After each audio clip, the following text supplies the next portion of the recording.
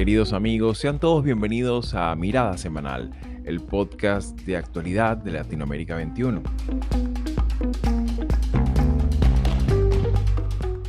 Como todos los domingos, analizaremos las principales noticias de la semana con el respaldo intelectual de Marisabel Puertarriera y Manuel Alcántara Sáez.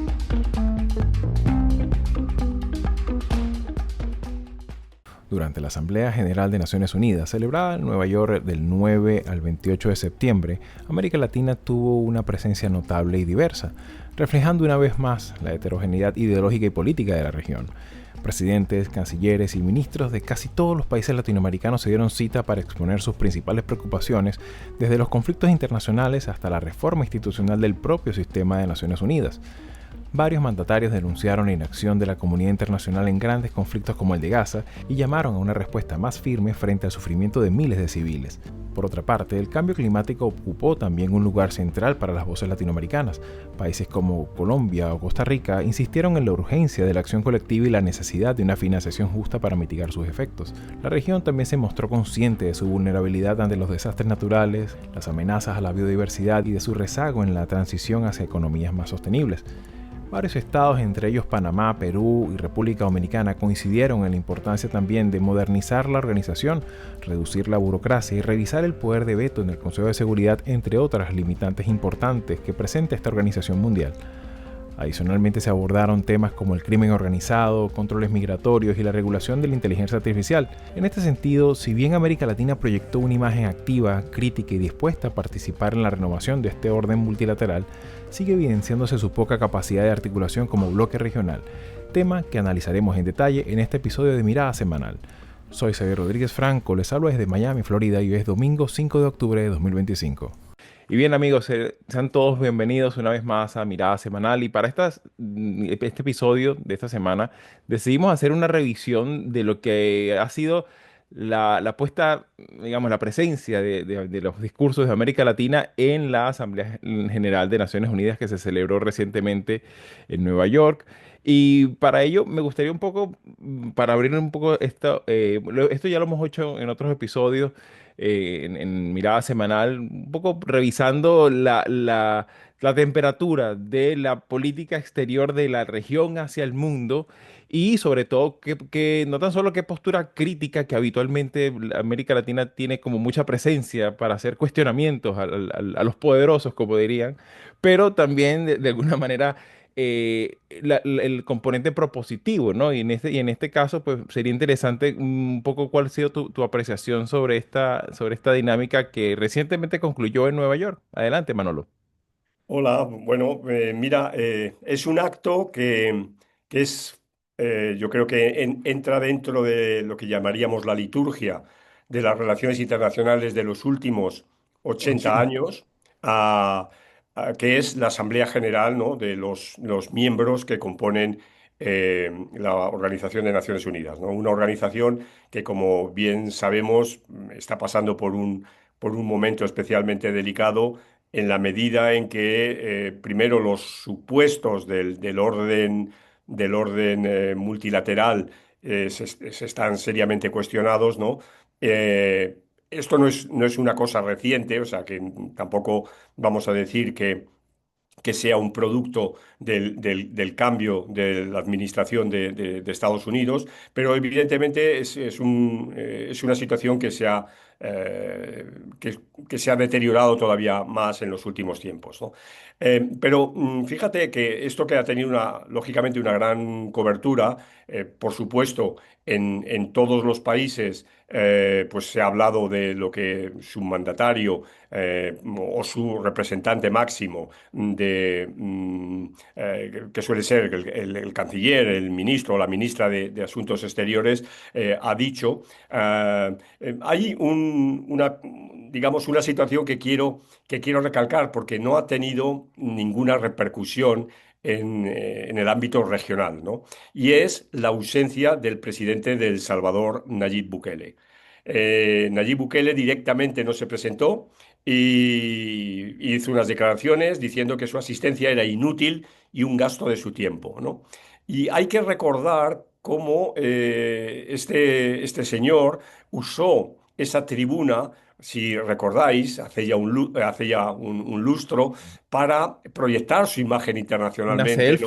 Una Y, selfie, sí, sí. exacto, la famosa selfie que además contribuyó a decir que era el presidente más cool, ¿no? Es decir, es de nuevo una evidencia, una vez más, de cómo las instituciones son utilizadas para el antojo de los políticos.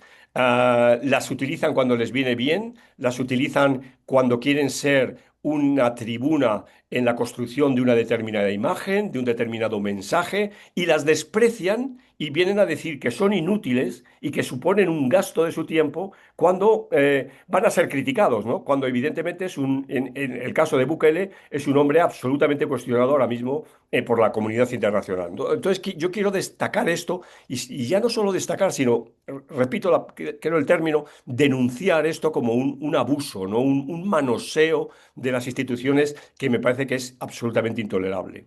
Claro, y que en ese sentido también es mucho de lo que en buena medida se ve en los cuestionamientos, que son muchos, ¿no? O sea, muchos también es comprensible el, la reiterada crítica sobre la utilidad, sobre la trascendencia, sobre todo en situaciones de carácter, tragedias humanitarias, situaciones también de carácter bueno, forman parte de la agenda de acción de Naciones Unidas. Sin embargo, y para eso me gustaría un poco tu apreciación también, Marisabel, se cuestiona mucho, bueno, hasta qué punto tiene sentido reunirse tanto o que una institución, por lo menos en el caso de hace muy poco, vimos también la propia declaración de Claudia Sheinbaum, hablando que diciendo, bueno, ya nosotros nos pusimos al día con Naciones Unidas con nuestros pagos, pero todavía Naciones Unidas está pendiente con nosotros, ¿no? Entonces, claro, de alguna forma, pues hay muchas aristas. Sin embargo, destaca también la particular heterogeneidad de los discursos, ¿no? Milei eh, hablando y diciendo, manteniendo la retórica de la decadencia de Occidente, entre otras cosas, y por otra parte también la utilización del foro para lanzar un mensaje, digamos, de cuestionamiento sobre la política, digamos, la política militar de Netanyahu en la Franja de Gaza. Y para eso me gustaría un poco tu apreciación, Marisabel, porque claro, vemos también que persiste por un año más la misma heterogeneidad de los discursos, ¿no? Yo creo que Manolo, como siempre, ha dado la clave y es em, las Naciones Unidas, como la OEA y otros órganos multilaterales, se han convertido en un instrumento que se utiliza según sea la conveniencia. Y yo creo que el problema es que eso también se refleja en la democracia misma, ¿no? La democracia hoy en día se utiliza solamente como un recurso para llegar al poder, pero no necesariamente porque haya una convicción democrática en el uso de ese poder. Entonces, eh, yo he tenido esta discusión en otras oportunidades con quienes argumentan que es necesario tener estos organismos, porque es una manera de exponer los problemas.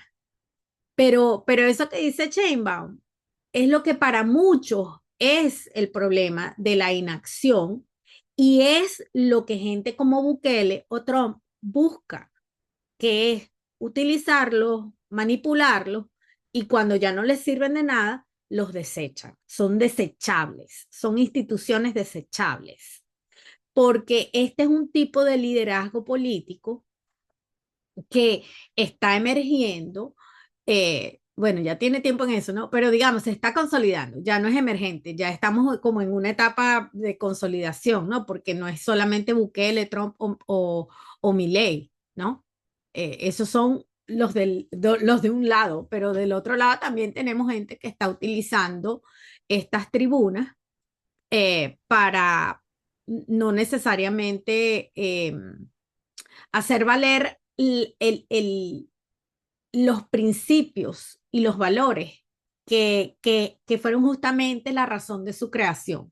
Nosotros hoy en día no vemos que haya ningún compromiso de quienes se paran en esa asamblea a decir algo que de verdad lleve a resultados tangibles, ¿no? Entonces, eso hace que muchos seamos escépticos de, ya no se trata ni siquiera de poder, porque uno ve a Antonio Gutiérrez hablar y uno dice, bueno, pero ahí no hay ni siquiera un tema de discusión de liderazgo, es que para qué existen estos órganos si son incapaces de hacer nada. Y no es solamente por el tema de Gaza o de Ucrania, es en general. La Asamblea de las Naciones Unidas lo que nos da a nosotros es una vitrina de lo que realmente queda. Es terrible, suena terrible, pero es de los restos que quedan del orden mundial posterior a la Segunda Guerra Mundial. Y eso lo que nos lleva es a pensar que ya este es un tema que debería cerrarse y es para dónde vamos con esta ausencia de efectividad, para dónde vamos, cuál es la siguiente etapa, porque lo que estamos viendo es, creo que fue el rey Felipe el que lo dijo, ¿no? Hay una multipolaridad, no es polarización, es que cada quien está tomando un rumbo y están llevando el tema de las relaciones entre los países, cada uno por un lado, y lo que hay es una fragmentación tremenda y no nos ponemos de acuerdo porque no nos escuchamos. Claro, En estos foros no nos escuchamos. claro, y particularmente resulta curioso, porque estamos hablando de que esto, palabras más, palabras menos, se intentaba que fuese el Parlamento del mundo, ¿no? De alguna forma, y que no nos escuchemos en el Parlamento del mundo y que ya sea práctica habitual. Esto que no sé si lo han visto, bueno, ya se ha hecho común, pues que habla un presidente y por las razones que sea, la gente se va. O sea, la Sí, gente abandona, salen, ¿no? O sea, habla Petro y la gente se va, o es habla que lo que Netanyahu digo, y lo abandona. O sea, el abandono de la palabra, por más discrepancias exacto. que pueda haber, ya es práctica común y de alguna manera, es como decirle, a ver, chicos, se nota, ¿no? Es que no Entonces, lo digo en el sentido figurado, es literal, no nos sí, escuchamos. exacto. Entonces, en ese sentido, Manolo, me gustaría un poco también tu apreciación, viendo un poco ese caleidoscopio, ¿no? De apreciaciones que se tienen, no tan solo sobre la organización y su incidencia y su funcionalidad, sino también, bueno, un poco la voz, por ejemplo, de otros países centroamericanos, la voz un poco de crítica de, bueno, que nosotros estamos haciendo aquí, ¿no? Entonces, en ese sentido, ¿cómo miras tú? Ya a razón de que, bueno, estamos hablando de que una organización que este año cumple 80 años, ¿no? Bueno, ¿Cómo mirarse? bueno, no nos olvidemos que la política tiene algo de teatral, pero de teatral en un sentido no peyorativo, ¿no? O sea, se trata de hacer una representación en la que formalmente el país más pequeño tiene el mismo tiempo que el país mayor, aunque luego esto, como vimos, el señor Trump se lo pase por cualquier parte, ¿no? Porque recordad que él estuvo como 3 veces el tiempo que normalmente es el tiempo promedio que se da, ¿no? Pero ya digo, es algo de teatralización de una posición, entonces lo que importa, sí, estoy de acuerdo que lo que importa también son las formas de que el resto de los asistentes asistan y aplaudan o no, o silben las intervenciones. Pero también es muy válido que la gente pues, se marche pues, a veces simplemente a tomar un café o simplemente porque están en desacuerdo con la persona que está hablando, ¿no? Fue clamoroso cuando Netanyahu se dirigió, pues la asamblea se vació, ¿no? Prácticamente, ¿no? Pero esta cuestión, ya digo, de teatralización, o como si ahora se dice esta palabra que yo odio, pero que la digo porque posiblemente muchos se estarán más cómodos, esta cosa, esta acción performativa, pues evidentemente viene acompañada de una sustancia. Es decir, yo creo que hay que leer los discursos porque son declaraciones de política exterior de cada país. Mira, en este sentido, el CIEPS en Panamá estamos sacando, precisamente hemos recopilado todos los discursos y Irma Torres Garrido, que es una investigadora de aquí, ha hecho un estudio introductorio, creo que lo vamos a sacar también en Latinoamérica 21, y es muy interesante, ¿no? Leer lo que los distintos actores dicen. Y bueno, pero lo primero también algo muy importante, ¿no? Antes me refería al caso de Bukele, bueno, no todos los países concedieron la misma importancia a esta cita. Y eso se valora, por ejemplo, con la presencia de los jefes de Estado, jefes y jefas de Estado, ¿no? Chile, Colombia, Brasil, Uruguay, Argentina, Paraguay, Guatemala, Panamá, Bolivia y Perú contaron con la presencia de sus respectivos presidentes y la presidenta de este último país, ¿no? El resto de los países, repito, salvo El Salvador, mandaron a sus cancilleres, ¿no?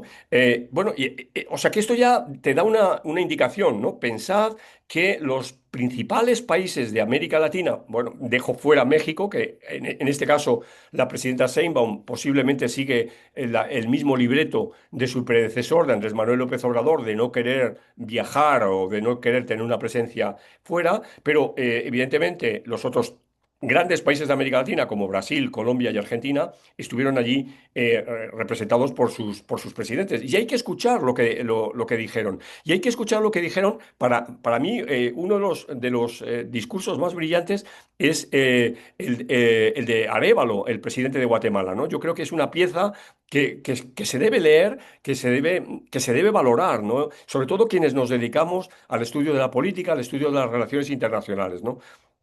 Sería interesante también, digamos, valorando que bueno, estaremos muy atentos en cuanto salga esta investigación, porque claro, ciertamente nos interesa mucho conocer también, no tan solo qué puede ofrecer o qué puede plantear, qué puede proponer la región, sino también cómo quedan los problemas de la región en la agenda mundial, porque Pero estamos hablando. fíjate, y una cosa, y perdona, María Isabel, fíjate que cuando hemos buscado los discursos, hay países que se preocupan en mandar una nota de prensa y diciendo, miren, este es el discurso del presidente Lula, y ahí tienes el discurso, ¿no? Pero hay países que pasan olímpicamente. Por ejemplo, hay dos países que nos ha sido imposible encontrar el texto y que hemos tenido que escuchar la grabación para saber qué es lo que dijeron, que es el caso de dos países. Bolivia, bueno, uno puede pensar, es que ahora mismo Bolivia está en transición, está inmerso en unas elecciones y a nadie le importa esto, ¿no? Y la gente tiene puesto el foco en la campaña electoral. Y el otro, evidentemente, es el régimen siniestro de Nicaragua, ¿no? Que igual no se sabe ni lo que pudo, vamos, sí se sabe lo que dijo el canciller, pero no hay una constancia escrita. Pero otros países sí se preocupan, ya digo, de hacer unas notas de prensa importantes para decir, oye, pues yo qué sé, Paraguay o Panamá piensan esto, ¿no? Sus presidentes piensan esto y queda de una manera escrito, pues bueno, no solo para los estudiosos, sino para la opinión pública, para sus sociedades, etcétera. Claro, y es interesante, por ejemplo, ya es una declaración de intención el que eso quede o no quede, ¿no? Digamos, como constatación y algún elemento documental, ¿no? Sobre esa postura en materia de política exterior. Y en ese sentido, Marisabel, me gustaría un poco, también tu apreciación, porque claro, como comentábamos hace unos instantes, ciertamente eh, la región plantea sus puntos de vista, habitualmente son puntos de vista críticos, algunos un poco más propositivos, algunos a veces venden la imagen de, bueno, nosotros tenemos una importante biodiversidad, inviertan en nosotros, o sea, va un poco de eso, ¿no? Pero de alguna manera, y para eso me gustaría un poco tu apreciación, ¿cómo miras tú el aspecto también de, bueno, qué tiene el mundo también que plantearle a efectos de solucionar o plantear alternativas sobre las problemáticas que aquejan la región, como el caso de migración, cambio climático, el tema también bueno, las posiciones que tienen también tan diversas con respecto a la materia de la inteligencia artificial, entre otros tantos temas, ¿no? Yo creo que esta fue una oportunidad para eh, algunos países de, si bien no entrar en una confrontación directa con la administración de Trump o con el mismo Trump, pudieron de alguna forma mostrar su desacuerdo con algunas políticas, muy concretamente el tema de los ataques a embarcaciones en el Caribe, el tema em, del uso militar. Y creo que Lula fue uno que dijo, ¿no? Que era preocupante. Yo digo que es peligroso, pero él dijo que era preocupante equiparar. Bueno, y Petro que directamente, bueno, ya yo creo que es Bueno, pero es difícil que que le Petro quita, fue de ya fue todo, algo ¿no? demasiado, se Sí, pasó Palestina. de tres eso fuegos tenemos que ya. hablar, yo creo, pero Aparte, sí, aparte sí, porque eso fue, ahí sí yo tengo varias Sí, sí. críticas, pero en el caso de Lula, concretamente, él habló de la preocupación que genera que se esté equiparando el terrorismo con el narcotráfico. Es preocupante porque, claro, por supuesto que eso, ese es simplemente el argumento que se está usando aquí para hacer lo que están haciendo, ¿no? Sí, el Pero caso de Venezuela, creo, ¿no? Directamente. sí, pero creo que hay una preocupación regional porque esto lo que puede dar pie es a una doctrina donde no importa. Yo declaro que son terroristas y puedo utilizar cualquier medio o vía para desaparecerlos, ¿no? Entonces, creo que fue importante que Lula usara ese auditorio para expresar lo que no es solamente Brasil, sino que hay una preocupación en la región sobre el uso militar bajo el argumento de que están atacando a terroristas. Lo de Petro sí coincido con Manolo que hay que hablar la parte porque a mí me parece sumamente grave. Uno puede tener todas las diferencias del mundo con un régimen político, con una administración, pero hay que ser muy cuidadosos en un escenario como este, sobre todo no tanto lo que dijo en la Asamblea de las Naciones Unidas, que pues tiene todo el derecho de decirlo, sino lo que hizo fuera. Eso, Exacto, ¿no? Yo creo que eso, eso eso es increíble, ¿no? sí.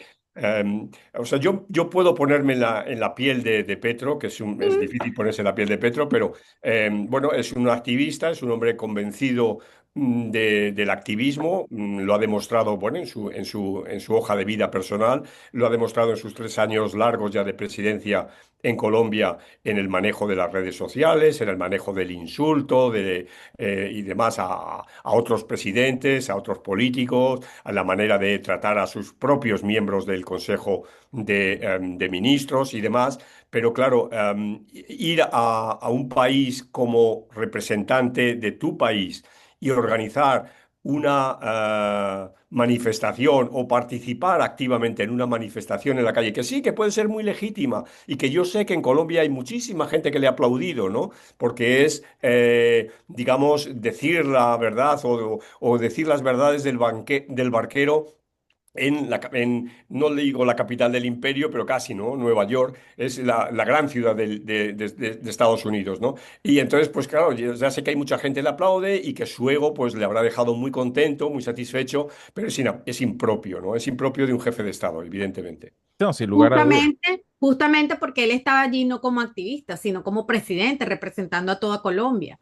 Entonces, yo tengo todas las críticas que hacerle a esta administración, pero si yo soy presidente de un país, yo no voy a hacer eso en la calle, yo lo hago ahí en todo caso en la Asamblea de las Naciones Unidas, pero no, eso estuvo muy, muy mal, porque es un irrespeto a los ciudadanos de este país. Y además, como se diría en su país, es dar papaya, ¿no? Ah, no, Claro. también, claro, Claro, claro. claro, y precisamente en ese sentido, y para eso me gustaría, ya para entrar en esta última fase del programa, me gustaría un poco también tu apreciación sobre ese aspecto en particular, ¿no? De que a veces poco se considera o sea, por lo menos la crítica, que es habitual, ¿no? Sobre todo hace causa común muchas veces en líderes de izquierda, que ese aspecto, ¿no? Que asumen de que Estados Unidos es una cuestión monolítica y todos son de derecha, ¿no? Todos son imperialistas y todos son guerreristas, belicistas. Entonces, claro, obviamente es como, digamos, desnaturaliza un poco ese componente también de que, bueno, de alguna forma también es un país democrático, con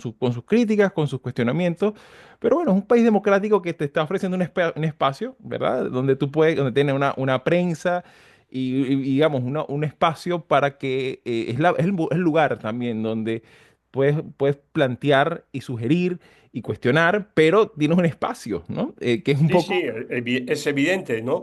Es evidente y estoy totalmente de acuerdo con lo que tú dices. Ahora, repito, yo me pongo intento ser empático y me pongo en la piel de Petro y bueno, claro, su gran, entre comillas, momento de gloria de poder, repito la expresión que he dicho antes, de decir las verdades del barquero, ¿no? Pero no, Marisabel lo ha dicho muy bien y no hay que repetirlo más veces. Él es el presidente de Colombia. No es el activista militante que ha recibido el no sé cuántos por ciento de los votos o que tiene la simpatía del no sé cuánto por ciento de la gente en Colombia. No, él es el presidente y se debe mantener unas formas y tú no puedes salir a la calle en Nueva York a increpar y decir que los soldados no se comporten de esta o de otra manera o incluso alentarles a la, yo que sé, a la desobediencia, etcétera. O sea, no, oiga, no, perdóneme, no. O sea, esa no es su función. O sea, eso usted lo puede decir y lo debe decir, por supuesto. La libertad de expresión es absolutamente fundamental y es absolutamente fundamental que él tenga un espacio para defender sus ideas, pero eso para eso ha tenido la tribuna de Naciones Unidas y luego va a tener la tribuna en su país. Pero tú no puedes salir en la calle de un país que te está acogiendo para montar ese número, ¿no? Claro, no, no, sin lugar a duda. Y en ese sentido, y ya para finalizar, Marisabel, me gustaría un poco también tu apreciación, porque esta asamblea también se hizo mucho énfasis sobre el tema, por una parte, que bueno, ya es algo habitual en Naciones Unidas, el tema medioambiental, pero particularmente el tema migratorio. Se quedó claro que este tema todavía hay muchas inconclusiones todavía, ¿no? Sobre el tema de qué hacer, cómo gestionar esto. Y que bueno, para muestra un botón, no hay como mucha coordinación, porque precisamente de eso requiere los procesos migratorios involucran por su naturaleza a más, dos o más países. Y en ese sentido, me gustaría un poco, ¿cómo viste este tema en específico, habida cuenta que es uno de los grandes temas por lo menos de esta parte del hemisferio, ¿no? Yo creo que lo que quedó claro en esta oportunidad es que la separación que hay entre Estados Unidos y el resto de Latinoamérica está eh, pasando factura.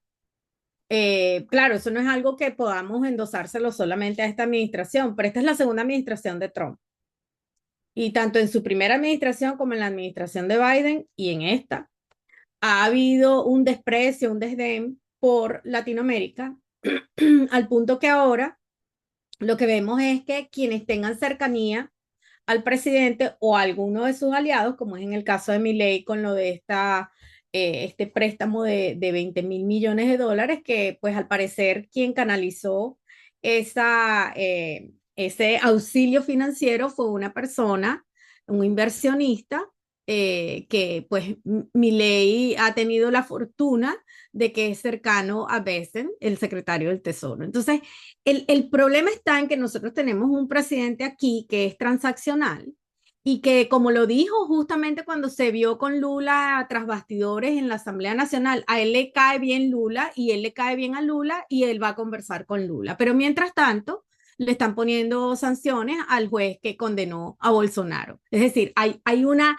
intromisión indebida en los asuntos de gobierno de no solamente de Brasil, sino que veamos lo que pasó con el SECOT y Bukele. Es decir, aquí nos quejábamos de la administración de Biden que era ineficiente y débil en el sentido de reconocer la necesidad de acercarse a Latinoamérica. Pero aquí lo que estamos viendo es que la única forma que Latinoamérica logre medianamente entenderse con esta administración es tener una relación personal con el presidente. Entonces, eso lo que augura es un futuro bien oscuro desde el punto de vista no solamente de la inmigración. Boric lo dijo sobre el cambio climático, que él tenía serias diferencias con el presidente Trump sobre su percepción y aproximación al tema del cambio climático. Aquí no vemos que vaya a haber un cambio cualitativo de la relación de Estados Unidos con Latinoamérica y para efectos tanto del cambio climático como de la economía, porque el tema de los aranceles también es parte del asunto, y la inmigración se necesita tener al menos una comunicación fluida y que sea respetuosa, y eso no parece ser el caso. Ese no Claro, parece ser el caso. claro, esa interlocución sigue siendo errática, sigue siendo Totalmente. instrumental y en buena medida pues es algo que todavía sigue estando en veremos. Particularmente este caso, Así esa interlocución, Manolo, ¿cómo miras tú esto? Sobre todo porque bueno, ciertamente como dice Marisabel, es necesario sentarse al menos, ¿no? Aunque no hayan acuerdos en las líneas maestras de cómo manejar Exacto. temas tan complejos, pero por lo menos que se siente, ¿no?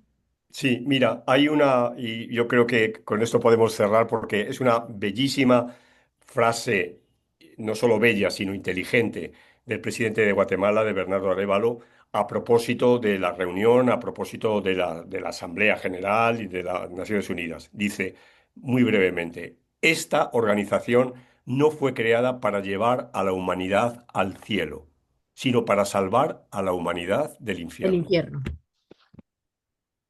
Así es. Claro, claro. Y en ese sentido, bueno, se nos ha hecho un poquito el tiempo encima. Muchísimas gracias por sus apreciaciones y bueno, estaremos muy atentos a cómo se vayan desarrollando los acontecimientos en la región. Y bueno, especialmente Manolo, ya que hiciste ese anuncio de esa investigación, estaremos muy atentos a cuando salga para hacer una mirada y una revisión, digamos, de conjunto, si se puede, de lo que ha sido la presencia de la región en esta Asamblea de Naciones Unidas, porque bueno, de alguna manera es una forma de entender cuál es la puesta en escena, hablando de este tema de la teatralidad de la región en el mundo que vivimos al día de hoy. Así que bueno, mis queridos, muchísimas gracias por estar allí y nos vemos la semana que viene. Claro que sí. Hasta entonces. Hasta pronto. Si llegaste hasta aquí y te interesan estos temas, puedes ayudarnos a seguir haciendo estos vídeos dándole like, compartiendo, comentando y suscribiéndote al canal de YouTube de Latinoamérica 21.